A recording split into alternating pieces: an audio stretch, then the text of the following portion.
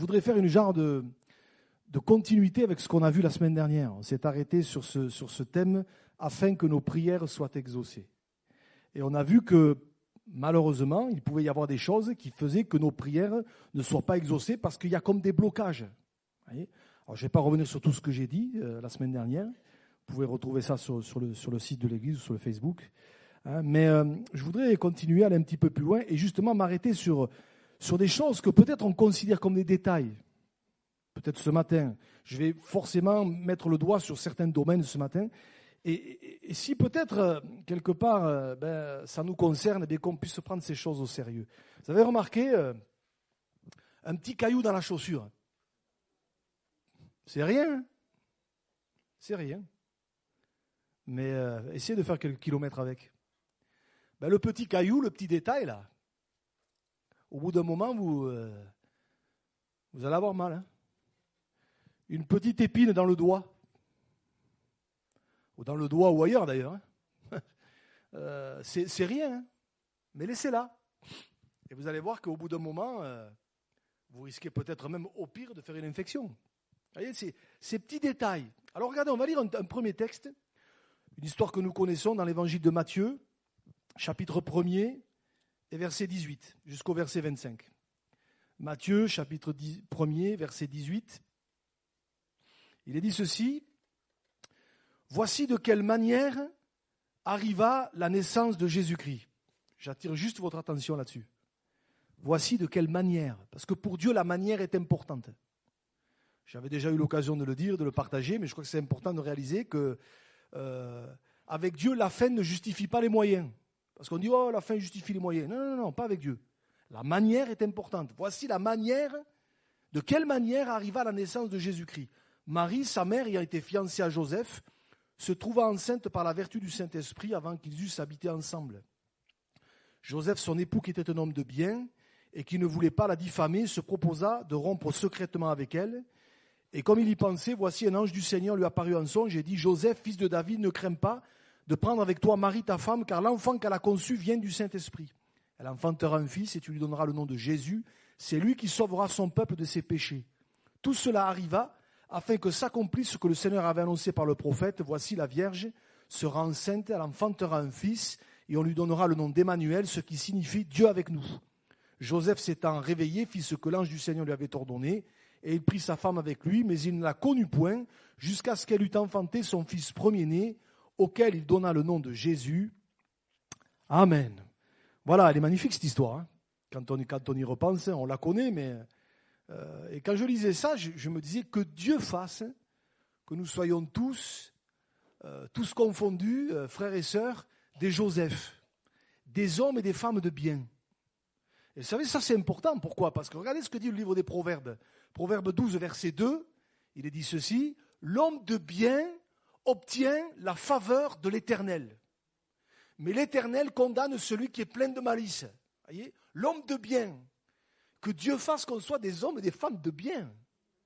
Parce que quand même, la faveur de l'Éternel, on la veut. On veut la faveur de l'Éternel. Mais quand même, il y a des conditions. Et ici, on en a une, l'homme de bien. Et on l'a lu, ce Joseph, on n'a pas beaucoup de détails sur qui il était, etc., etc. Mais la Bible nous donne ce témoignage. C'était un homme de bien, verset 19. Joseph, son époux, qui était un homme de bien. Alléluia. Alors... en fait, en relisant cette histoire, c'est un détail qui m'a interpellé, sur lequel je voudrais juste m'arrêter, relever. Au verset 18, le premier verset qu'on a lu, où il nous est dit que Marie s'est retrouvée enceinte par la vertu du Saint-Esprit. Et moi, je l'ai souligné dans ma Bible. Il est dit « avant qu'ils eussent habité ensemble ». Bon, je sais bien qu'aujourd'hui, ça c'est dépassé, c'est démodé, c'est obsolète, c'est ringard, c'est tout ce que vous voulez. J'allais dire que les gens qui ne connaissent pas le Seigneur pensent comme ça, on ne peut pas les blâmer, hein. On était comme eux. En tout cas, je vais parler pour moi. Voyez. Ce qui est terrible, c'est quand parfois des croyants pensent que ce genre de choses, c'est un détail. Parce que c'est tout sauf un détail. En tout cas, si la Bible prend la peine de le relever, c'est pour nous montrer que si peut-être aux yeux des hommes aujourd'hui, de bien des gens, c'est un détail, c'est insignifiant, ça n'a pas grande importance, en tout cas pour Dieu, ça en a. Et je crois que surtout aujourd'hui en 2021, c'est important de le rappeler. D'ailleurs, en relisant le texte, je n'avais pas percuté, mais regardez, si vous allez un petit peu plus loin, verset 23, il est bien dit, voici la Vierge enfantera, sera enceinte. La Vierge sera enceinte. Et verset 25, il y a encore une insistance concernant Joseph, il ne la connut point jusqu'à ce qu'il eût enfanté son fils premier-né. Vous voyez, donc peut-être pour les hommes et les femmes de 2021, c'est un détail, mais pas pour Dieu. Voyez ? Et là où je voudrais attirer votre attention, c'est que là, on touche à un domaine particulier. On va en voir d'autres, rassurez-vous. Mais dans ce domaine-là, ce n'est pas un cas à part. Ce n'est pas un cas à part. Vous retrouvez ça ailleurs. Par exemple, regardez, on va dans l'Ancien Testament, on va dans le livre d'Esther. Vous connaissez l'histoire d'Esther? Elle est magnifique, cette histoire. Rappelez-vous, au début, il y a une histoire avec la reine Vashti, qui est destituée par le roi Cyrus. Je ne rentre pas dans les détails. Et il va falloir remplacer par une nouvelle reine. Mais on n'a pas pris n'importe qui. On n'a pas dit, allez, les premières venues. Non, regardez les détails. Il est dit ceci, Esther chapitre 2, on va dire les 4 premiers versets. Après ces choses, lorsque la colère du roi Cyrus se fut calmée, il pensa à Vashti, à ce qu'elle avait fait et à la décision qui avait été prise à son sujet, la destitution. Alors ceux qui servaient le roi dirent qu'on cherche pour le roi, des jeunes filles, 2 critères, vierges et belles de figure. Pas que belles. Et vous avez remarqué, vous savez, la Bible n'est pas écrite n'importe comment. Vierge, ça passe en premier. Belle, ça vient après. Il y aurait beaucoup de choses à dire là. Voyez. Alors ceux qui servaient le roi dirent qu'on cherche pour le roi des jeunes filles vierges et belles de figure, que le roi établisse dans toutes les provinces de son royaume des commissaires chargés de rassembler toutes les jeunes filles vierges et belles de figure. Vous avez une insistance? Ça revient, à Suse, la capitale, dans la maison des femmes, sous la surveillance des guets, eunuques du roi et gardiens des femmes, qui leur donnera les choses nécessaires pour leur toilette, et que la jeune fille qui plaira au roi devienne reine à la place de Vashti. Cet avis eut l'approbation du roi, et il fit ainsi. Voilà, et il fit ainsi. Et donc, ce qui m'interpelle ici, c'est que c'est suite à cela que Esther va devenir roi. Mais reine. Mais ce qu'on découvre là, c'est que quelque part, quand on y réfléchit, ça veut dire que si Esther avait eu, je sais pas, des aventures ici ou là, mais le plan de Dieu pour elle était fichu. Elle ne serait pas rentrée dans le plan de Dieu. Et vous savez que quelque part, Esther est devenue un instrument entre les mains du Seigneur. Vous savez que Esther, elle a été l'instrument pour sauver le peuple juif. Donc vous vous rendez compte, ce qui au départ peut sembler être un détail anodin, mais s'est révélé être hyper important à la fin. Voyez, un petit détail comme ça, voyez, mais c'est important. Et encore dans cette histoire, eh bien, ça nous est rappelé. Et regardez, vous allez me dire, oui, mais ça c'est l'Ancien Testament. Mais regardez, on va dans le Nouveau, Acte 21, versets 8 et 9. Là, il est question d'autres personnages. Il est dit ceci. Là, il est question des 4 filles vierges de Philippe qui prophétisaient. Regardez, nous partîmes le lendemain et nous arrivâmes à Césarée, étant entrés dans la maison de Philippe, l'évangéliste, qui était l'un des 7. Nous logeâmes chez lui. Il avait 4 filles vierges qui prophétisaient. C'est marrant cette insistance. Il avait 4 filles vierges qui prophétisaient. Ce n'est pas du voyeurisme. Mais c'est pour nous montrer que pour Dieu, c'est important. Pour Dieu, c'est important. Alors je sais qu'aujourd'hui, tout ce qui est au niveau des relations sexuelles hors mariage, tout ça, aujourd'hui, c'est monnaie courante, c'est normal, c'est un détail, c'est pas grave. Mais il faudrait nous faire toucher du doigt que pour Dieu, c'est important. Et la grande leçon de ces 3 textes-là, c'est que il y a des choses qui peuvent nous sembler être des détails, mais qui pour Dieu ne le sont pas. Et là, je parle à ce niveau-là, au niveau de tout ce qui est relations sexuelles et autres, mais c'est valable dans tout un tas de domaines, voyez. Et je crois que parfois, là je m'adresse aux croyants, je parle aux croyants ce matin, je crois que parfois, il y a des croyants qui ne vivent pas ou qui ne vivent plus la vie que Dieu voudrait leur faire vivre. Pourquoi ? Parce qu'il y a des choses qui, pour eux, sont des détails, alors que pour Dieu, ce n'est pas des détails. Et donc, comme c'est des détails, bon, qu'est-ce que ça peut faire ? Et donc, on fonctionne comme ça, on fait comme ça. Et puis, de toute façon, bon, c'est des détails, mais ce n'est pas des détails. Et le problème, c'est que c'est comme un caillou dans la chaussure, vous voyez ?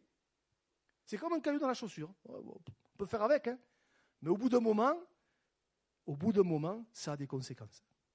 Et on le voit dans ce domaine. Permettez que je vous cite 2-3 autres domaines rapidement. Et peut-être, même certainement, ça va parler peut-être à quelqu'un. Ce qui est un petit peu marrant, c'est qu'un de ces domaines que je vais aborder, Marc en a parlé hier. Alors, il ne savait pas de quoi j'allais parler, mais j'ai dit, merci Seigneur, voilà, bon, mais c'est que c'est bon, voilà, c'est pas concerté.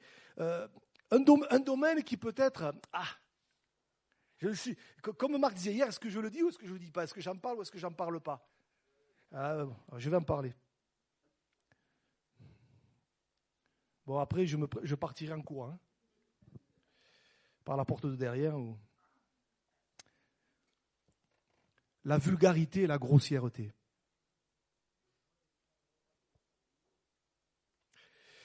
C'est devenu monnaie courante aujourd'hui. Hein. Je l'ai toujours dit et je vais le redire, peut-être je vais rabâcher, mais quand j'ai donné mon cœur au Seigneur, moi j'avais un problème avec ça. J'avais un gros problème avec ça. Alors ça fait drôle quand vous dites « j'aime Jésus, je suis enfant de Dieu » et puis que vous parlez comme un charretier. Ça fait drôle. Hein ? Et quand dans une seule phrase, vous en avez déjà placé 2 ou 3 et vous n'en êtes même pas rendu compte. Parce que c'était... Et je savais, à l'époque je ne connaissais pas beaucoup la Bible, mais je savais quand même que la Bible dit que c'est de l'abondance du cœur que la bouche parle. Donc je me dis, c'est pas possible, je ne peux pas rester comme ça. Et j'ai dit, Seigneur, il faut que tu m'aides, quoi. Il faut que tu m'aides. Et je bénis Dieu parce qu'il m'a aidé. Il m'a aidé, vous voyez. Et c'est quelque chose dont la Bible parle. Hein. Moi, je suis franchement très étonné, très surpris. Et je ne le dis pas pour juger, mais je crois qu'il faut qu'on soit conscient de ça. Du nombre de croyants qui parlent mal, qui sont grossiers, qui sont vulgaires. Oh, mais c'est comme ça, aujourd'hui, c'est des détails. Non, ce n'est pas des détails. Mais pour le Seigneur, ça n'en est pas. Les gens nous écoutent, les gens nous regardent. Si on parle comme eux, où est la différence ? Regardez ce que l'apôtre Paul va dire aux Éphésiens, chapitre 5. J'ai pris la version Summer, hein. Éphésiens chapitre 5, versets 3 et 4. Il est dit « Quant à l'immoralité et aux pratiques dégradantes, sous toutes leurs formes, et à la soif de posséder, qu'il n'en soit pas même question entre vous, ce ne sont pas des sujets de conversation pour ceux qui appartiennent à Dieu, pas plus, vous avez vu, c'est la suite, pas plus que les propos grossiers ou stupides et les plaisanteries équivoques. C'est inconvenant, exprimez plutôt votre reconnaissance envers Dieu. » C'est clair.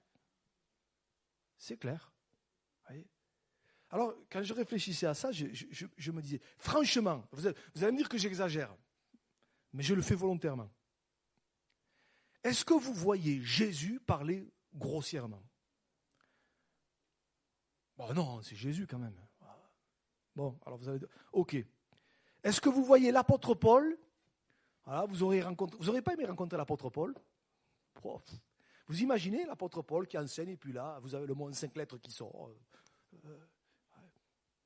Je vais encore plus imaginer que votre pasteur que je suis, ou vos pasteurs que nous sommes avec Marc, imaginez on prêche, et puis dans la prédication, je vous lâche le mot en 5 lettres.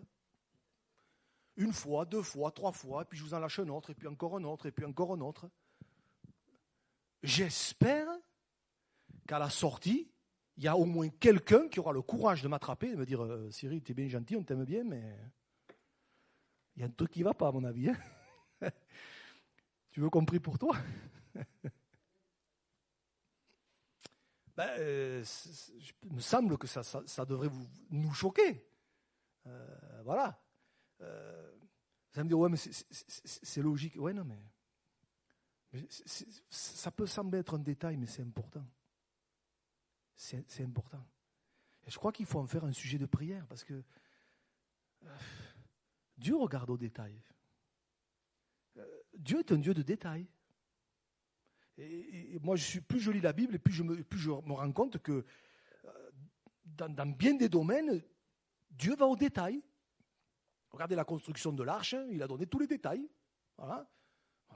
La construction du tabernacle, la construction du temple, enfin, regardez un peu, on a tous les détails. Et dans notre vie, c'est pareil. C'est pareil. C'est pour ça que si mon frère, ma soeur, tu as un souci à ce niveau-là, mais il faut que tu amènes ça devant Dieu. Il faut que tu amènes ça devant Dieu. Dire, Seigneur, mais secours-moi, Seigneur, aide-moi. Le but, ce n'est pas de se condamner ce matin, mais le but, c'est de dire, mais Seigneur, c'est vrai, j'avais peut-être pas pris conscience de ça, je me disais que ce n'était pas si grave, il y a plus grave. Souvent, c'est ça le problème, c'est il y a plus grave. Ouais, mais ce n'est pas pour autant qu'il ne faut pas s'en occuper. Un autre domaine. Et là, Marc en a parlé hier. Donc, je vais faire que répéter ce qui a été dit hier, même si peut-être ça va nous surprendre. Le mensonge. Enfin, frère, on est, Cyril, des chrétiens qui mentent. Eh bien oui, des chrétiens qui mentent, oui.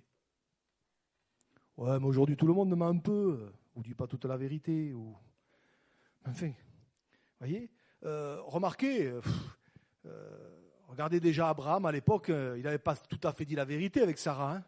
Tu diras que tu es ma femme, que tu es ma sœur plutôt. Hein. Tu diras que tu es ma sœur. C'était un peu vrai, mais c'était pas toute la vérité.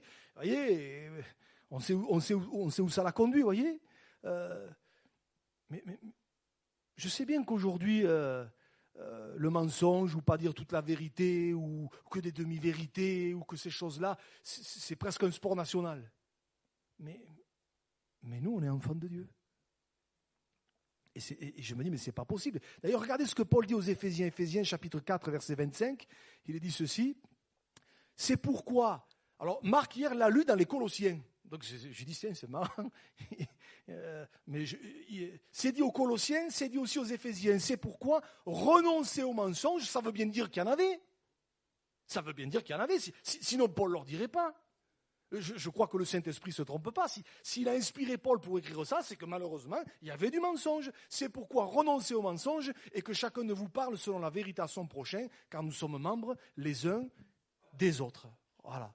Et quelque part, j'aimerais juste te dire concernant ce point-là, mon frère, ma sœur, si peut-être tu t'es habitué au mensonge, alors, je vais le dire avec les mots d'aujourd'hui, au petit mensonge.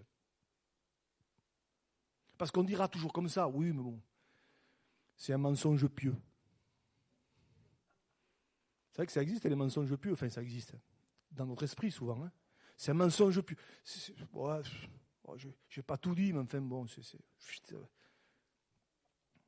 ouais, mais... Et après, on se dit, mais pourquoi ça ne fonctionne pas? Pourquoi ça... Je prie, mais parfois, il faut pas aller chercher loin. Hein. Des fois, il y a des choses à régler à ce niveau-là. À dire, ouais, j'ai rien dit, ben ouais, mais c'est important, hein. C'est important. Je vais prendre un dernier exemple. Je ne veux pas être long. Rappelez-vous cet épisode de la vie du roi Saül. Et là, au travers de cet épisode, ça va toucher plein de domaines. Quand le roi Saül, qui était bien parti au départ, qui était, vous lirez, au moins les 2 premières années de son règne, ça a été impeccable. Hein. Il a marché avec Dieu. Et à un moment donné, ça a commencé à déraper. Et ça a dérapé à un moment bien précis. On va l'afficher, 1 Samuel 13, versets 8 à 10. Il est dit ceci, c'est quand Samuel lui avait donné des instructions d'attendre 7 jours qu'il arrive et qu'il offre l'Holocauste.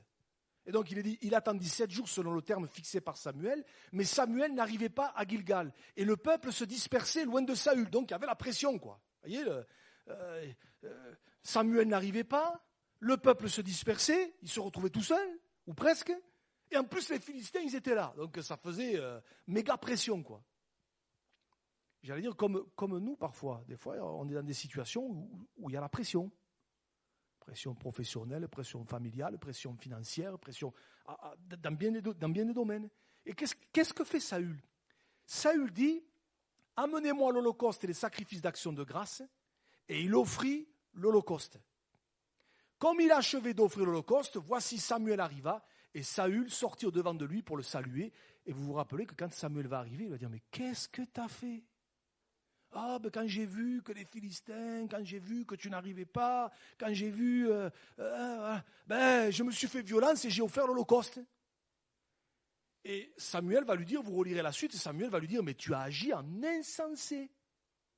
Pourquoi ? Ben parce que c'était pas lui qui aurait dû offrir l'holocauste. C'était Samuel, c'était les sacrificateurs qui offrent l'holocauste. Et c'était pas n'importe qui. Alors, quand vous lisez ça, vous vous dites, bon, ok, d'accord, c'était les sacrificateurs qui devaient offrir l'holocauste, mais bon, il y avait la pression, quoi.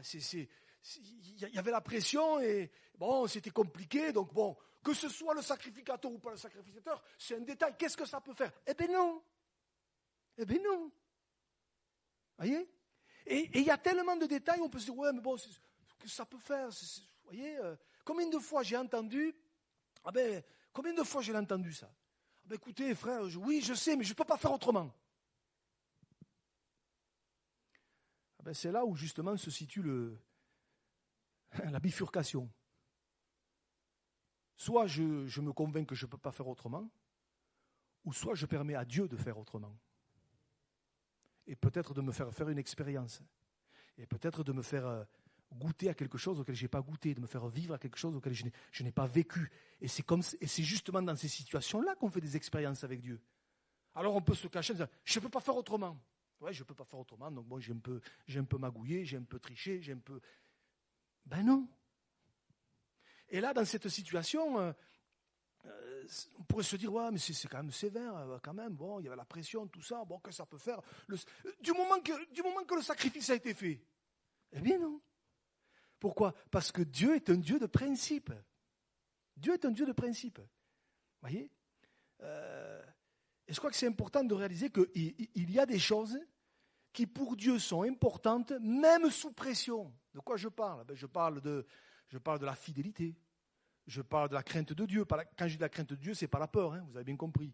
Je parle de l'obéissance à sa parole. Je pense de l'honnêteté. Je pense de la droiture. Même sous pression, ça c'est important. Ça c'est important. Ces choses-là, elles sont importantes. Et je crois que c'est important. Il faut vraiment qu'on le réalise, parce qu'aujourd'hui, on vit dans un bouillon où tout est banalisé, tout est minimisé, tout est...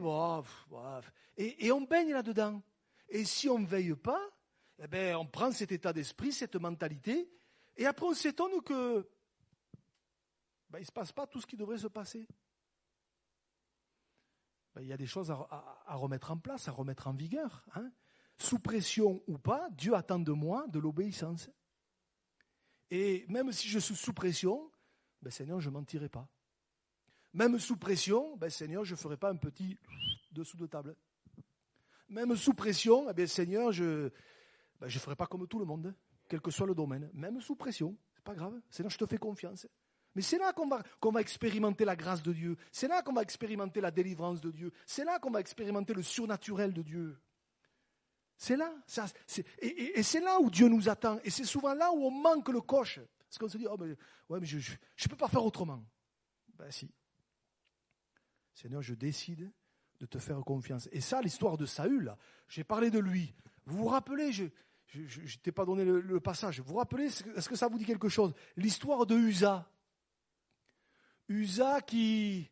Allez, on va le lire. Je te fais travailler, Franfin. 1 Chronique chapitre 13.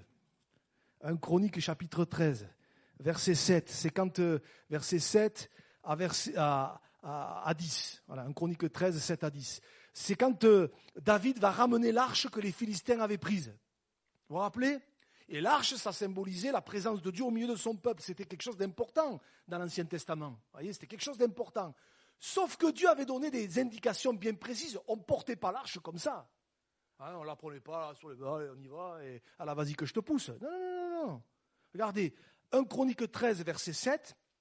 Donc ils veulent ramener l'arche, David et ses hommes. Il nous est dit, ils mirent sur un char neuf l'arche de Dieu qu'ils emportèrent de la maison d'Abinadab. Uza et Akjo conduisaient le char. David et tout Israël dansaient devant Dieu de toute leur force en chantant et en louant, en jouant des harpes et des luttes, des tambourins, des cymbales et des trompettes. Ah, ça y allait, hein, c'était wow, il y avait la joie là, voyez. Lorsqu'ils furent arrivés à l'ère de Kidon, Uza étendit la main pour saisir l'arche parce que les bœufs la faisaient pencher. Et là, regardez, la colère de l'Éternel s'enflamma contre Uza et l'Éternel le frappa parce qu'il avait étendu la main sur l'arche. Uza mourut là devant Dieu. Il se dit, mais il y a un truc qui ne va pas là. Il a voulu bien faire, le gars. D'ailleurs, vous lirez la suite, David, il ne comprend pas. Quoi. Mais, voyez, même il dit que David a eu peur. Il a eu peur, voyez. Sauf que, quand vous lisez les détails, quand vous arrêtez justement sur les détails, le problème c'est qu'ils avaient transporté l'arche, oui, mais pas comme Dieu l'avait dit. Ils l'ont transporté sur un char neuf. Et ça, c'était la manière de faire des Philistins. C'était la manière de faire des Philistins, des ennemis du peuple de Dieu. Voyez ? Alors que lui, Dieu avait donné des instructions bien précises. D'ailleurs, David le savait, puisque, je vous cite la référence, dans 1 Chronique chapitre 15 et verset 2, il va dire ceci, c'est David qui le dit. L'arche de Dieu doit être portée que par les Lévites. Car l'Éternel les a choisis pour porter l'arche de Dieu et pour en faire le service à toujours. Donc il le savait, voyez. Mais là, je sais pas, l'engouement, on va la ramener. Il a fait les choses, mais à la manière des Philistins. Et on pourrait se dire, ouais, mais c'est dur quand même. Non, c'est pas que c'est dur, c'est que il faut réaliser que Dieu est un Dieu de principe. Et ce qui, à nos yeux, ça peut nous paraître être un détail, mais ça ne l'est pas aux yeux de Dieu. Et ce, dans tous les domaines de notre vie, encore aujourd'hui. Et bon, mais là, c'est un contexte bien particulier qui, aujourd'hui, ne nous concerne plus. Mais on peut le transposer à notre vie aujourd'hui. Je crois que parfois, il y a des choses, on dit, ouais, mais ça, c'est pas grave, ça, oui, ça. Ouais, mais le problème, c'est qu'il y a tellement de choses qui sont pas graves qu'on les accumule, et après, on s'étonne Seigneur... on voudrait que ça fonctionne, on voudrait que la gloire de Dieu... ouais. Et souvent, c'est des détails. C'est des détails. Et moi, j'ai envie de dire, Seigneur, aide-nous. Je pourrais vous parler d'Abraham. C'est la même chose que ça. Hein. D'ailleurs, le feuillet en parlait ce matin. Ceux qui ont lu le feuillet de Viens et Voix, il en parlait. Abraham qui a pris, pour le fils de la promesse, qui a pris Agar. Alors bien sûr, nous, aujourd'hui, ça nous choque. On se dit, mais qu'est-ce que c'est cette histoire-là ? Tu prends Agar, tu fais... Mais à l'époque, c'était une pratique courante. Ça se faisait, ça. Sauf que, il a pris Agar, on sait ce qui s'est passé. Mais quand on sait les conséquences que ça a eu derrière, voyez, ça se faisait, c'était une pratique courante. Ça rejoint ce raisonnement qu'on entend souvent, qu'est-ce que ça peut faire ? Qu'est-ce que ça peut faire ? Là, pour le coup, ça en a fait des dégâts. Ça en a fait dans la famille d'Abraham, ça en a fait pendant des siècles derrière, et ça en fait encore aujourd'hui. Vous vous rendez compte ? Et tout ça pour quelque chose qui peut paraître être un détail, parce que ça se faisait. Oui, mais marcher avec Dieu, c'est différent. Et comme ça a été dit hier par Marc dans le message qu'il a apporté, mais si on est ressuscité avec Christ, si on est né de nouveau, réellement né de nouveau, mais il y a des choses, c'est plus possible, quoi. Je peux plus mal parler, je peux plus mentir, c'est pas que je peux plus, c'est que je veux plus. Et je crois que c'est important. C'est important de le réaliser. Et ce matin, le but, c'est pas de nous culpabiliser, mais c'est peut-être nous amener à prendre conscience, à dire Seigneur, mais peut-être que je n'avais pas réalisé. Des fois, il y a des choses qui peut-être peuvent être évidentes pour quelqu'un et pas pour d'autres. Hein. Donc c'est pour ça que le but, c'est pas de culpabiliser ce matin, de dire effectivement, j'avais pas pensé, j'avais pas réalisé que oui, mais c'est important. C'est important. Hein. Des détails qui n'en sont pas. Voyez, des choses que Dieu regarde, des choses qui parfois bloquent. bloque l'action de Dieu. Et moi, je ne veux pas que l'action de Dieu soit bloquée, je veux au contraire qu'elle se manifeste. C'est pour ça que, mon frère, ma sœur, si le Saint-Esprit met le doigt ce matin, c'est pas pour nous faire du mal, mais c'est justement pour que les choses aillent mieux. Ça, c'est comme le désinfectant sur une plaie. Hein. C'est comme le désinfectant sur une plaie. Des fois, ce matin, avant de venir, j'ai eu un petit accident domestique. Je me suis coupé l'oreille. Je vous expliquerai pas comment. Mais alors, une oreille, ça coulait. Ça s'arrêtait pas. Je me dis, comment je vais faire? Je vais pas aller au culte avec un truc comme ça. Hein, je me suis coupé avec un verre. Bref, qu'importe. Vous voyez? Ben, il a fallu mettre du désinfectant.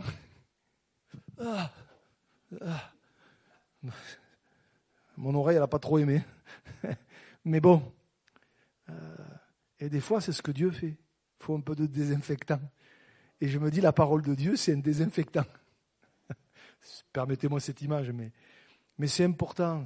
On a besoin peut-être de remettre ces choses sous nos yeux, parce que parfois on se dit, ouais, mais ça c'est un détail. Le problème, c'est qu'à force, et c'est la société qui veut ça aujourd'hui, on voit que tout a été chamboulé, tout a été renversé, tous les fondements sont renversés, tout est devenu détail aujourd'hui. Tout est devenu, c'est pas grave, c'est comme ça. Et après, on s'étonne que ça aille plus. On s'étonne qu'il n'y a jamais eu autant de gens malheureux, on s'étonne qu'il n'y a jamais eu autant de violence et de tout ce que vous voulez, tout ce qu'on voit. Et tout ce qu'on voit, hein, Rosetta, elle travaille dans les écoles et d'autres aussi, quand elle me raconte de ces trucs, je ne vous explique pas. Je dis, mais des gamins déjà qui ont 7-8 ans, hein, je ne fais pas de dessin parce que, je dis, mais c'est inimaginable. Ah ben oui, oh. Ah tiens, ça me vient. Ah ben je vais le dire, tiens. Un détail, ouais, les détails. Là, je m'adresse aux parents. Les jeux. Alors moi, j'y comprends rien. Moi, je sais à peine faire marcher mon téléphone. Moi, alors, bon. Un téléphone, ça téléphone pour moi, ça fait rien d'autre. Enfin bref. Mais il y a un jeu à la mode en ce moment. Il y a un jeu à la mode en ce moment, pour les grands comme pour les petits. Alors, peut-être que j'ai mal le prononcer. Fortnite. Il y en a qui c'est qui connaît là? C'est comment ça se dit? Fortnite. Ouais. Ouais, non, mais j'avais compris, Jean-Marc. Voilà. Tous les jeunes, ou beaucoup de jeunes s'éclatent avec ça en ce moment. Et je suis, alors c'est comme Marc, il faut que ça sorte parce que je vais exploser sinon. Hein. Moi, je suis étonné quand je vois des parents chrétiens qui laissent regarder ça, alors qui laissent jouer leur gosse à ça. Oh, mais il n'y a pas longtemps encore. Oh, mais ça, c'est. Vous savez qu'est-ce qu'il y a dans ce jeu? Il y a des maisons closes. Et Rosetta disait à quelqu'un, ben, va voir. Moi, je ne joue pas. Non, mais va voir et regarde qu'est-ce qu'il y a derrière. Vous avez des maisons closes, vous avez de la violence, et on laisse des détails. Et après, on s'étonne que les gamins ils soient complètement... Et dans les écoles, en ce moment, c'est le jeu à la mode. Hein. Tous les gamins ils jouent à ça, mais c'est un truc violent. Et après, on s'étonne que... Alors, mon frère, ma soeur, je ne sais pas, je n'avais pas prévu de le dire, mais c'est important, quoi. C'est important. C'est des détails mais qui n'en sont pas, parce que le diable, il joue après avec ça. Oh là là. Faisons bien attention. En tout cas, ma prière, c'est que Dieu nous aide. Et si peut-être il y a quelques cailloux dans la chaussure, on enlève la chaussure, on fait tomber le caillou, et puis on la remet, et on repart. Mais c'est important. Alors, c'est des choses que nous savons, mais je crois que c'est important de les remettre sous nos yeux. Je voudrais simplement qu'on termine par la prière et qu'on demande au Seigneur de nous aider, parce que c'est important. Alléluia. Seigneur, vraiment ce matin, je remets tout ça devant toi et je sais, Seigneur, que toi, Seigneur, ton ciel de gloire, tu vois tout, Seigneur. Alors aide-nous, aide-moi, parce que le premier à qui je le dis, c'est à moi. Seigneur, alors aide-nous à marcher avec toi plus que jamais. Aide-nous à être vraiment, Seigneur, sérieux avec toi, sérieux avec ta parole, Seigneur, afin que vraiment tu puisses vraiment nous amener plus loin les uns et les autres. Seigneur, et que quel que soit le domaine finalement, que tu nous aides, Seigneur, à vraiment, Seigneur, marcher dans la consécration, marcher vraiment en te mettant en priorité. Seigneur, aide-nous, Seigneur. Aide-nous, Seigneur. Et si peut-être mon frère, ma soeur a un besoin particulier dans un domaine, que tu l'aides, Seigneur. Merci parce qu'on n'est pas là pour se juger, mais on est là au contraire pour s'encourager, pour s'aider, Seigneur, pour prier les uns pour les autres. Alors Seigneur, aide-nous. Seigneur, que au travers de nous, ton nom soit glorifié, Seigneur. Alors à toi la gloire. Bénis mon frère, bénis ma soeur, bénis les foyers, les familles que nous représentons. On a tellement besoin de toi. C'est que le diable s'acharne sur les familles, s'acharne sur les couples, s'acharne sur les enfants. Alors Seigneur, aide-nous à être conscients de ça. Afin que vraiment, Seigneur, dans nos familles, le nom de Jésus soit glorifié. Le nom de Jésus soit élevé. Seigneur, à toi la gloire. À toi la gloire. Au nom de Jésus. Amen. Amen.